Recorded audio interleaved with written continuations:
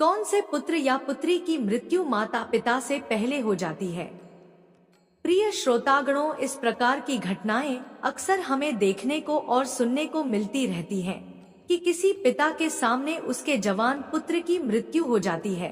किसी पुत्र ने अपने माता पिता को इतना दुख दिया कि इतना दुख शायद कोई शत्रु भी नहीं देता। आखिर ऐसा क्यों होता है?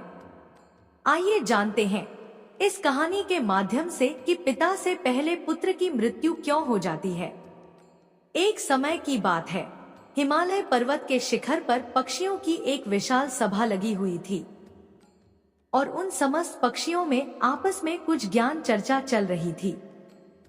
कुछ पक्षी प्रश्न करते थे और उनमें से जो ज्ञानी पक्षी थे वे उन प्रश्नों के उत्तर देते थे।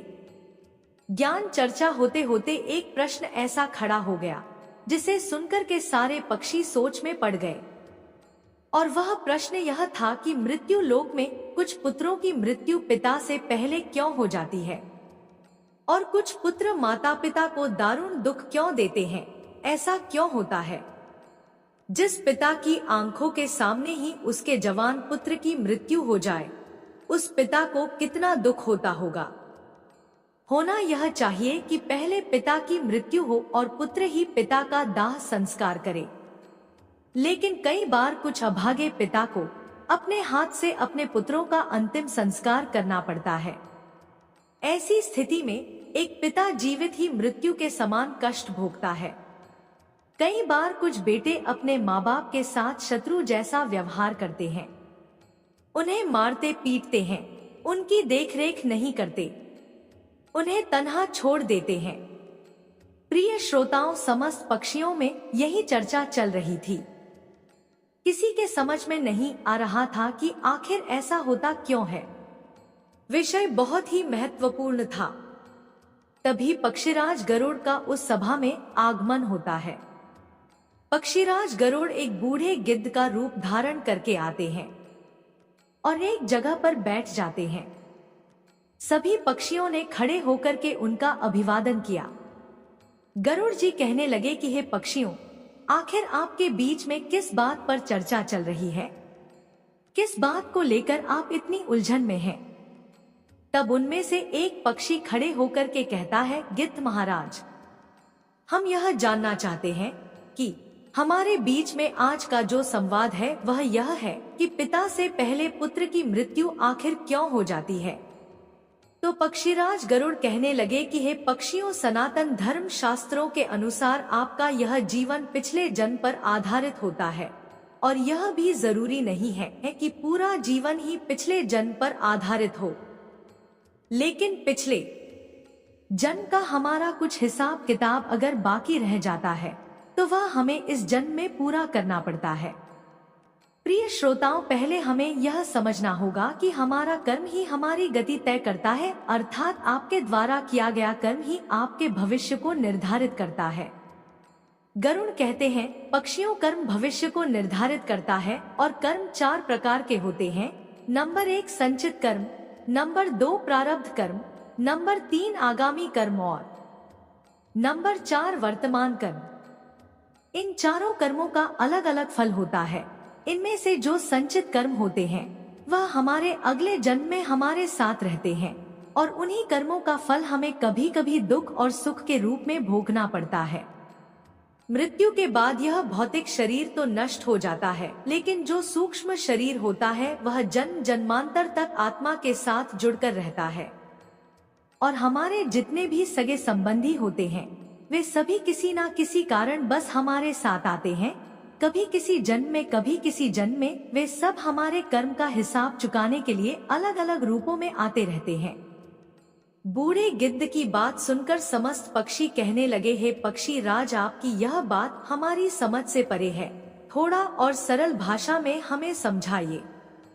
तो पक्षीराज कहने लगे, हे पक्षियों, ध्यान से सुनिए, मैं तुम्हें एक अद्भुत और रहस्यमय कथा सुनाता हूँ।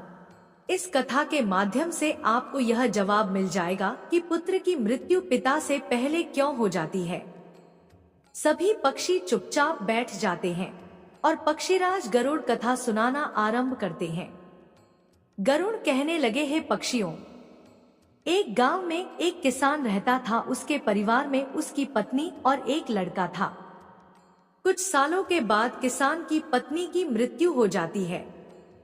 जिस समय किसान की पत्नी की मृत्यु हुई थी उस समय लड़के की उम्र मात्र 10 साल की थी। तब किसान ने अपनी दूसरी शादी कर ली। उसके बाद किसान की दूसरी पत्नी से भी एक पुत्र पैदा होता है। संयोग बस किसान की दूसरी पत्नी की भी मृत्यु हो जाती है। तब किसान अपने दोनों बेटों के साथ अकेला रह जाता है। कुछ समय बाद किसान का जो बड़ा बेटा था, जो पहले वाली पत्नी से पैदा हुआ था, जब वह विवाह के योग्य हो जाता है तो किसान ने बड़ी धूमधाम से अपने बड़े बेटे का विवाह कर दिया। धीरे धीरे कुछ समय बाद किसान बीमार पड़ जाता है। बीमारी के चलते उसकी ज्यादा हालत खराब हो जाती है और एक दिन उसकी भी मृत्यु हो जाती है। किसान का जो छोटा बेटा था, जो उसकी दूसरी पत्नी से पैदा हुआ था, वह अपने सौतेले भाई के साथ रहने लगता है। बड़ा भाई अपने छोटे भाई को बड़े प्रेम से रखता था। धीरे धीरे समय गुजरता चला गया। एक दिन किसान का छोटा लड़का बीमार हो जाता है। तब उसकी हालत ज्यादा खराब रहने लगी। बड़े भाई ने कुछ आसपास के वैद्य से उसका इलाज करवाया, परंतु उसे कोई राहत नहीं मिली। बूढ़ा गिद्ध कहता है, हे पक्षियों, ध्यान से सुनना, बड़ी ही अद्भुत कहानी है कि किन कर्मों से पिता से पहले पुत्र की मृत्यु हो जाती है। जब बड़े भाई ने अपने छोटे भाई का कई वैद्य हकीम से उपचार कराया, परंतु उसकी हालत में कोई सुधार नहीं हुआ। छोटे भाई की दिन प्रतिदिन तबीयत बिगड़ती जा रही थी। काफी धन भी छोटे भाई के इलाज में खर्च हो चुका था। इलाज कराते कराते बड़ा भाई अब थक चुका था। एक दिन बड़े भाई ने अपनी पत्नी से सलाह की, यदि मेरा छोटा भाई जो सौतेली माँ से उत्पन्न है, अगर यह मर जाए तो हमें इसके इलाज के लिए पैसा खर्च नहीं करना पड़ेगा और जायदाद में भी आधा हिस्सा हमें नहीं देना पड़ेगा। इसके हिस्से की सारी जमीन जायदाद फिर हमारी हो जाएगी। अपने भाई की जान से ज्यादा प्यारी उसके बड़े भाई को अपनी धन दौलत और भाई की धन दौलत लग रही थी। तभी तो कहते हैं, ना बाप बड़ा ना भैया, सबसे बड़ा रुपया। पति का सुझाव उसकी पत्नी को भी बहुत अच्छा लगा। तब उसकी पत्नी कहती है, अजी ऐसे हम इसे मार भी तो नहीं सकते। यदि इसे मार दिया तो लोग समझेंगे कि हमने लालच बस इसे मार डाला है। क्यों ना हम यह काम किसी वैद्य से करवाएं। आप जाओ और किसी वैद्य को लालच देकर उससे कहो कि इसे दवाई के बदले जहर देकर मार दे। इससे किसी को पता भी नहीं चलेगा और कोई रिश्तेदार भी हम पर शक नहीं करेगा। सब लोग कहेंगे कि यह बीमार था, इसलिए बीमारी से मृत्यु हो गई। बड़े भाई ने पत्नी की बात मान ली और मन में विचार करने लगा कि यदि किसी से बात की जाए तो हमारा काम बन जाए। फिर क्या था, बड़े भाई ने ऐसा ही किया। उसे एक कोई निकट का घनिष्ठ वैद्य मिल जाता है। वह वैद्य पैसे का बड़ा लालची था। जब बड़े भाई ने उस वैद्य से बात की कि मुझे मेरे छोटे भाई को जहर देकर मरवाना है, वैद्य जी पहले तो हिचके, लेकिन जब किसान के बड़े बेटे ने वैद्य को 1000 मुद्राओं का लालच दिया तो वैद्य यह काम करने को राजी हो जाता है। उसका छोटा भाई बीमार तो रहता ही था। वैद्य उसका उपचार करने के बहाने से उसे देखने के लिए आता है और उसका इलाज करने के बहाने उसे जहर देकर चला जाता है।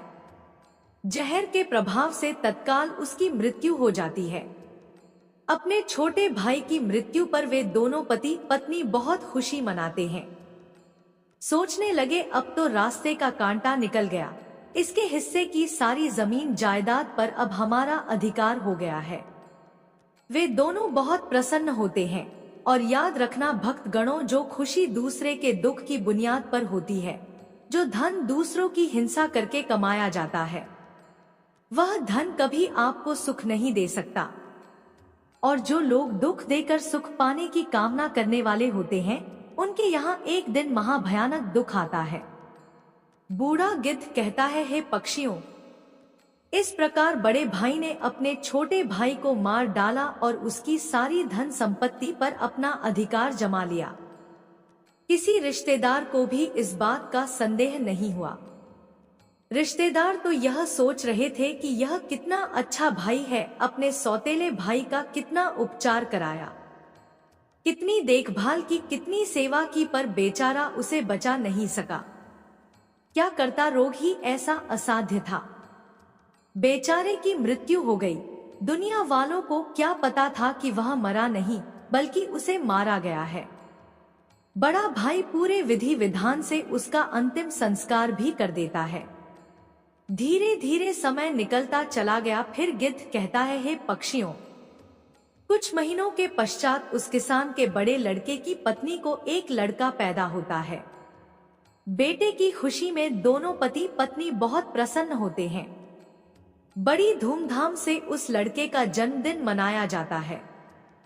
पूरे नगर में मिठाइयां बांटी जाती है और बड़े ही लाड प्यार से अपने उस पुत्र का पालन पोषण करने में लग जाता है। कुछ वर्षों में वह लड़का जवान हो जाता है। उन्होंने अपने लड़के की एक सुंदर सी कन्या को देख करके शादी कर दी। बड़ी धूमधाम से किसान ने अपने बेटे का विवाह किया। बेटे की शादी में खूब धन खर्च किया। बेटे की बहू जब घर में आ जाती है तो वह लड़का कुछ दिनों के बाद अचानक से बीमार रहने लगता है। माँ बाप ने उसके इलाज के लिए बहुत से वैद्य को बुलाया, बड़े बड़े डॉक्टरों को बुलाया और उसका इलाज कराने लगे। जिसने जितना पैसा मांगा उसको उतना पैसा दिया गया। सब कुछ दिया ताकि लड़का ठीक हो जाए। अपने लड़के के इलाज में अपनी आधी संपत्ति तक बेच डाली, लड़का बीमारी से सही हो जाए इसलिए। परंतु कहते हैं, जिस पर जिसका जितना कर्जा है वो अवश्य चुकाना पड़ता है, चाहे कोई कैसे भी चुकाए। उस लड़के की दिन प्रतिदिन तबीयत खराब होती चली जा रही थी। लड़का बीमारी के कारण मरने की कगार पर आ गया। शरीर बहुत ज्यादा कमजोर हो गया था, मात्र अस्थिपन शेष रह गई थी। लड़के को चारपाई पर लेटा रखा था और उसका पिता अपने कुछ रिश्तेदारों के साथ और अपनी पत्नी के साथ अपने पुत्र की दयनीय हालत देखकर दुखी होकर के उसकी तरफ देख रहा था। अपने रिश्तेदारों से कह रहा था कि यह क्या हुआ, मेरा इकलौता पुत्र है, भगवान ने मुझे किस बात की सजा दी है। देखिए श्रोताओं, उसी समय वह लड़का बोल उठा। लड़के ने अपने पिता से बोला कि भाई अपना हिसाब साफ हो गया है, बस अब कफन और लकड़ी का हिसाब बाकी है, उसकी तैयारी कर लो। यह सुनकर के उसके पिता ने सोचा कि लगता है बीमारी के कारण लड़के का दिमाग भी ठीक से काम नहीं कर रहा है। देखो ना, मैं इसका बाप हूँ और यह मुझे भाई कहकर बुला रहा है। तब लड़का कहता है, नहीं भाई, आप मेरे बाप इस जन्म में है, मैं तुम्हारा पिछले जन्म का भाई हूँ। याद कीजिए, यह सभी रिश्तेदार बैठे हुए हैं। मैं तुम्हारा छोटा भाई हूँ, तुम्हारी सौतेली माँ का बेटा, तुम्हारा छोटा भाई। जिस संपत्ति के लिए आपने मुझे जहर देकर मरवाया था, अब वही संपत्ति बिककर मेरे इलाज में लग चुकी है। आपके ऊपर मेरा जो धन था वह मैं धीरे धीरे अपने इलाज में लगवा चुका हूँ। यह सुनते ही उसका पिता एकदम से फूट फूट कर रोने लगता है और कहता है कि हाय, मेरे तो कुल का नाश हो गया। हाय, मैंने यह क्या किया, जो किया वो मेरे आगे आ गया। पर भाई, मुझे यह तो बता दो, मैंने जो किया था वह तो मुझे देखने को मिल गया, पर एक बात मेरे समझ में नहीं आती है, इस तेरी पत्नी का क्या दोष है जो बेचारी ब्याह कर तेरे साथ आई है? यह तो निर्दोष है, अब इसको जिंदा जलाया जाएगा। गिद्ध बोला, है पक्षियों, उस समय सती प्रथा चलती थी, अर्थात जिसमें पति के मरने के बाद पत्नी को पति की चिता पर जिंदा जलाया जाता था। तब वो लड़का कहने लगा कि हे भाई, आप मेरी बात ध्यान से सुनो, सभी बैठे हुए रिश्तेदार और तुम सब मेरी बात ध्यान से सुनो। तुमने वैद्य को मेरे इलाज के लिए बुलाया था, उस वैद्य को तुमने कुछ पैसों का लालच दिया था और उसने मुझे जहर दे दिया था। जो दुष्ट पैसों के कारण किसी को मारता है तो उसको भी उसका फल भोगना पड़ता है। गिद्ध बोला, पक्षियों, वह लड़का कह रहा था कि जिस वैद्य ने मुझे जहर खिलाया था, तुम्हें उसके बारे में क्या पता है? तब उसके पिता ने कहा, हाँ बेटा, मुझे पता है, तुम्हारी मौत के 3 साल बाद वो वैद्य भी मर गया था। लड़के ने कहा कि वही वैद्य यह पत्नी के रूप में मेरे घर में आया है। मेरे मरने पर अब इसे जिंदा जलाया जाएगा, इसको भी इसके कर्म का फल अवश्य भोगना पड़ेगा। हमारे जीवन में आने वाली पात्र और प्रत्येक घटनाएं हमारे ही कर्मों की उपज होती है। हम जैसा बोते हैं वैसा ही हमें काटने को मिलता है। आज नहीं तो कल हमें हमारे कर्म का फल जरूर मिलेगा। जीवन के हर कठिन प्रश्न का जीवन से ही हल मिलता है। जितना गहरा कुआं होगा उतना ही मीठा जल मिलता है। गिद्ध बोला, पक्षियों, ऐसा कह करके वह किसान पुत्र मृत्यु को प्राप्त हो जाता है। उस किसान का दूसरा कोई पुत्र नहीं था। उसकी सारी संपत्ति का नाश हो जाता है। उसकी मृत्यु के बाद जो उसकी पत्नी थी उसको भी उसके साथ जिंदा जला दिया गया। उस वैद्य को भी उसके कर्म का फल मिल जाता है। जिसने लालच बस उस किसान पुत्र को जहर दिया था, वह वैद्य मरकर उसकी पत्नी बना था। उसे भी मृत्यु के महाभयंकर कष्ट से होकर गुजरना पड़ा। इधर गिद्ध पक्षियों से कहता है, इस दुनिया में 4 प्रकार के पुत्र होते हैं और जो जो काम उसने किए हैं उन कामों का भुगतान भी किया जाता है। यह बात सुनकर के पक्षी कहने लगे कि 4 प्रकार के पुत्र कौन से होते हैं? तब पक्षीराज गरुड़ कहते हैं, हे पक्षियों, शास्त्रों में 4 प्रकार के पुत्र बताए गए हैं। पहला पुत्र होता है ऋणानुबंध, दूसरा पुत्र होता है शत्रु पुत्र, तीसरा पुत्र होता है उदासीन और चौथा पुत्र होता है सेवक। ध्यान रखिए, जो पहले 2 पुत्र हैं, ऋणानुबंध पुत्र और शत्रु पुत्र, ये दोनों पुत्र आपके कर्मों के अनुसार ही आपके घर में जन्म ले लेते हैं, तो इनकी मृत्यु पिता से पहले हो जाती है। अगर किसी पुत्र की मृत्यु पिता से पहले हो जाए तो समझ लेना कि वो ऋणानुबंध और शत्रु पुत्र पैदा हुआ है।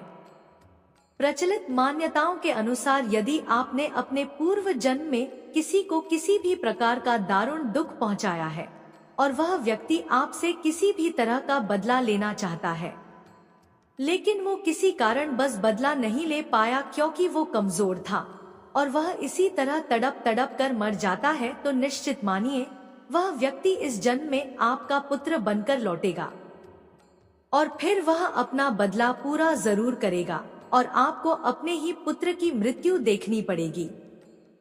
जरा सोचिए, अगर किसी के सामने उसके पुत्र की मृत्यु हो जाए तो उस पिता को कितना असहनीय दुख होता है।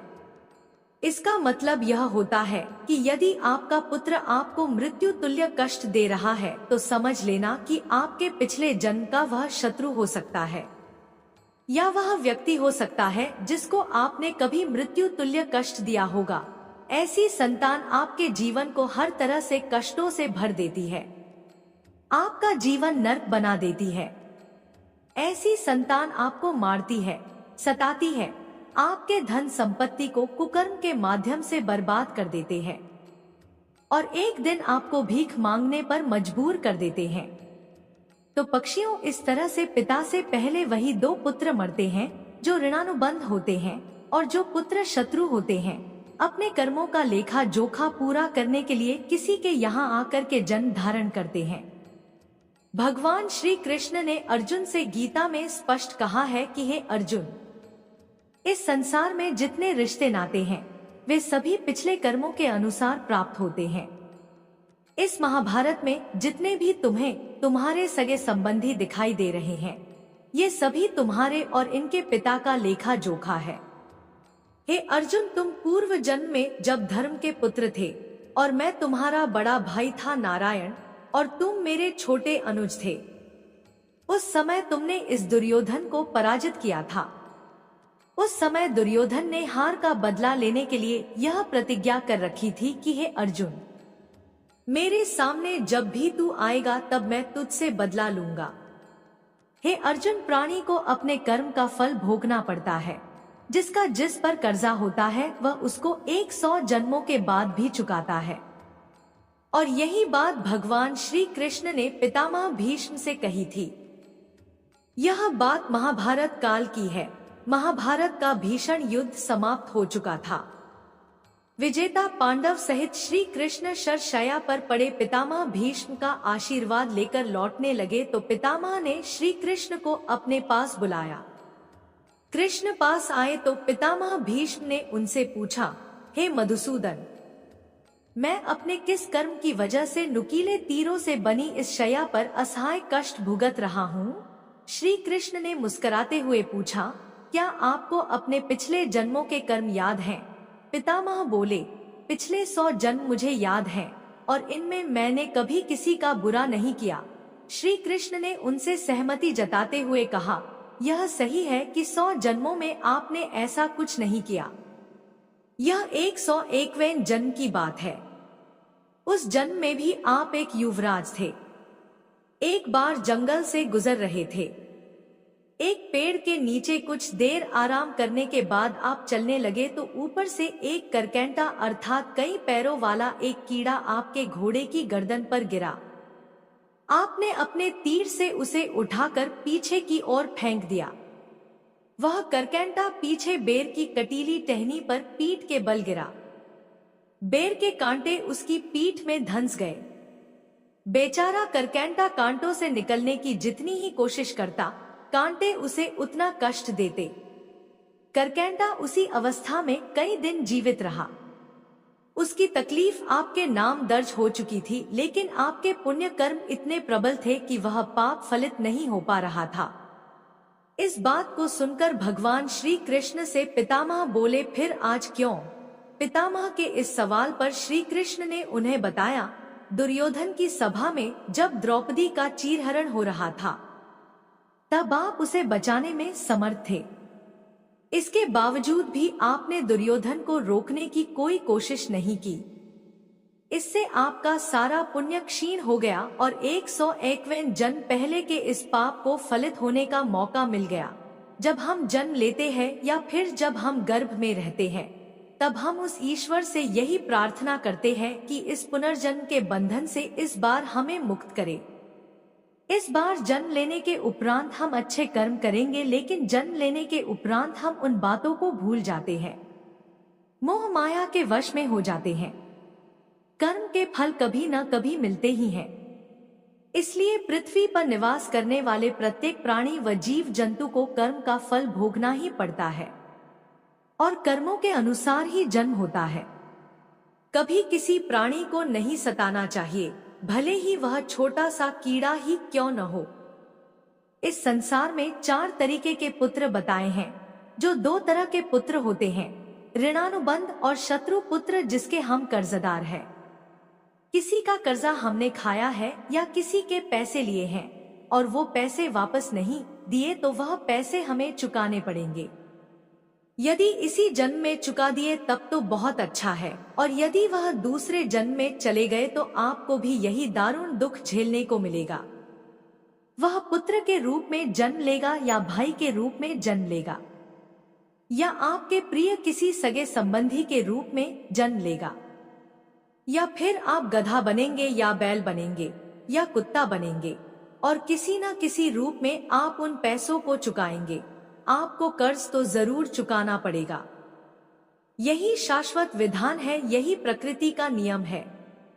हर क्रिया की प्रतिक्रिया जरूर होती है, और जो दूसरे तरीके का पुत्र होता है, शत्रु पुत्र, वह भी आपसे बदला नहीं छोड़ेगा। आपके पास कोई गरीब रहता है, कोई कमजोर रहता है और आप ताकतवर है, उस पर आप अपना बल प्रयोग कर रहे हैं, उसे मृत्यु के समान यातनाएं दे रहे हैं, तो यह यातना उसकी आत्मा सहेगी। वो भी मौका मिलने पर आपको उतनी ही भयंकर यातनाएं देगा और आप उन यातनाओं से आहत हो जाएंगे। चाहे वह पुत्र के रूप में दे, पिता के रूप में दे या पत्नी के रूप में। इस प्रकार से पहले वाले 2 पुत्रों की मृत्यु पिता से पहले हो जाती है और बाकी के जो 2 पुत्र होते हैं, उदासीन और सेवक, उनकी मृत्यु पिता के बाद होती है। यह वह पुत्र होते हैं जो आपकी बहुत सेवा करते हैं, क्योंकि आपने पिछले जन्म में अच्छे कर्म किए थे।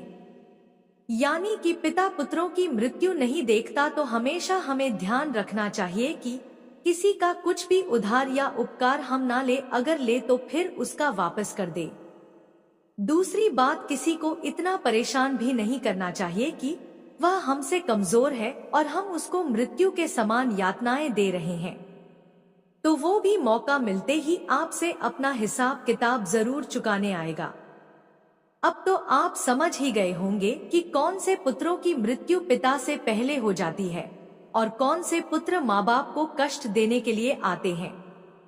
भक्तगणों, सीधी सी बात है, अगर हम किसी के साथ उपकार करते हैं, मुसीबत में उसकी मदद करते हैं, गरीबी लाचारी में उसको धन से मदद करते हैं या सहायता करते हैं, तो समझो आप अपने प्रियजन या पुण्यकर्म की संख्या बढ़ा रहे हैं और वह मित्र मुश्किल वक्त में आपके साथ जरूर खड़े होंगे। और यदि हम किसी के साथ बुरा करते हैं तो शत्रुओं की संख्या बढ़ाते हैं, जो आज नहीं तो कल किसी न किसी रूप में हमें चुकाना ही पड़ता है।